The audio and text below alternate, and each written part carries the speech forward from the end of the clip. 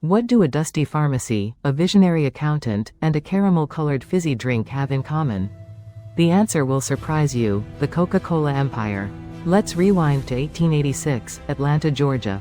John Pemberton, a pharmacist with a war wound and a morphine addiction, was searching for a cure. His laboratory was a hotbed of experiments, seeking the perfect elixir.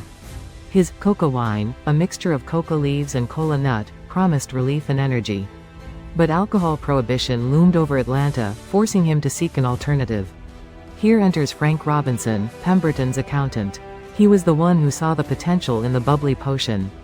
Robinson not only gave it the name, Coca-Cola, but also designed the logo with that Spencerian typeface we know and love today. A logo that, by the way, has never radically changed. Pemberton sold his formula for little money just before dying in 1888.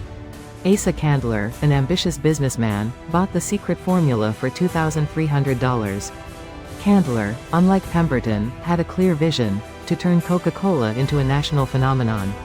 His strategy was simple but effective: aggressive advertising and an accessible price. The first Coca-Cola bottles were not the contoured ones we know today. They were simple, straight, and often imitated. By 1915, the competition was fierce, and imitations flooded the market. So, Coca-Cola launched a contest to design a unique bottle, recognizable even in the dark or broken to pieces. The Root Glass Company of Terre Haute, Indiana, won the contest. Inspired by an illustration of a cocoa pod, although they mistakenly thought it was a coca leaf, they created the iconic contoured bottle. This bottle was not only functional but also became a symbol of the brand. The 1920s marked Coca-Cola's definitive takeoff. The company began bottling the drink on a large scale and expanded its presence internationally. The Amsterdam Olympics in 1928 were a turning point, where Coca-Cola was presented as a global soft drink. World War II also played a crucial role. Robert Woodruff, the then president of Coca-Cola, promised that every man in uniform could get a Coca-Cola for 5 cents, no matter where they were. This not only boosted troop morale but also sowed the seed for the brand's global expansion after the war. Over the years, Coca-Cola has launched memorable advertising campaigns. Who doesn't remember the Hilltop ad from 1971, with people from all over the world singing, "I'd like to teach the world to sing"? Or the Christmas campaigns with Haddon Sundblom's Santa Claus, which helped define the modern image of this character. But it hasn't all been rosy. In 1985, Coca-Cola made a huge mistake, changing the original formula. New Coke was a resounding failure. Consumers rebelled, demanding the return of Coca-Cola Classic. The company bowed to pressure, and the original formula returned to the shelves in a matter of months.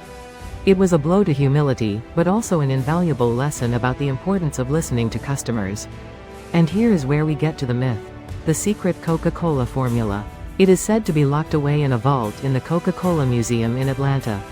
Only a few executives know the complete formula, and each only knows half, to prevent them from revealing it. Is it true? Is it just marketing? No one knows for sure. But the legend doesn't end there. It is rumored that the original recipe is written on a yellowed piece of paper, kept in a safe inside another safe. Some say that the formula has been copied countless times, but the original taste has never been replicated. Others believe that the secret is not in the ingredients, but in the manufacturing process. Today, Coca-Cola is much more than a drink. It is a symbol of American culture, a global icon, and one of the most recognized brands in the world. It has survived wars, economic crises, and changing tastes, constantly adapting and reinventing itself. Coca-Cola doesn't just sell a drink. It sells happiness, nostalgia, and a piece of history. It sells the promise of a refreshing moment in a hectic world. It sells the idea that, sometimes, the simplest things are the most comforting. Because sometimes, behind a simple contoured bottle, there is a whole story that few know.